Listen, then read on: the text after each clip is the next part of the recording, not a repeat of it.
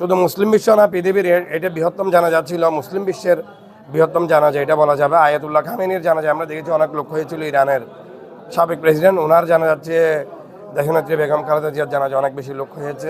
তারিখ একদিন পরে ওনার জানাজা অনুষ্ঠিত হয়েছে বাংলাদেশ জাতীয় সংসদের মানিক মিয়া বিনিয়ত দক্ষিণ প্লাজায়। আমাদের বিএনপির কেন্দ্রীয়ভাবে আমাদের এক সপ্তাহের আমাদের শোক ঘোষণা করা হয়েছে। এক সপ্তাহের মধ্যে আমাদের যে ছাত্রদল আজকে প্রতিষ্ঠাবার্ষিকী ছিল, আমাদের পূর্ব ঘোষিত সমস্ত প্রোগ্রাম স্থগিত করা হয়েছে।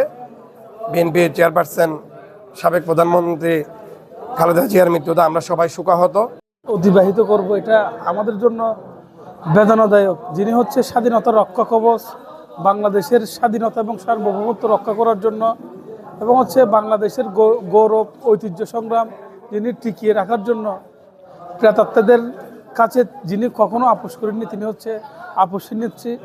আল্লাহ তাআলার হুকুম ছিল, মহান আল্লাহ তাআলার ডাকে সাড়া গিয়েছে। তবে আমরা যারা বিএনপির রাজনীতি করি, আমরা যারা ছাত্রদলের রাজনীতি করেছি, আমরা সবার মনে, আমাদের মনে একই ধারণা। আমরা এটাও জানি যে উনি যদি প্রপারলি ট্রিটমেন্ট পাইতো, আমার নেত্রী যদি খালেদা জিয়া যদি প্রপারলি যদি ট্রিটমেন্ট পাইতো, উনি হয়তো বা আজকের দিনে ওনাকে এই যে অবেলায় ওনাকে মৃত্যু বরণ করতে হতো না।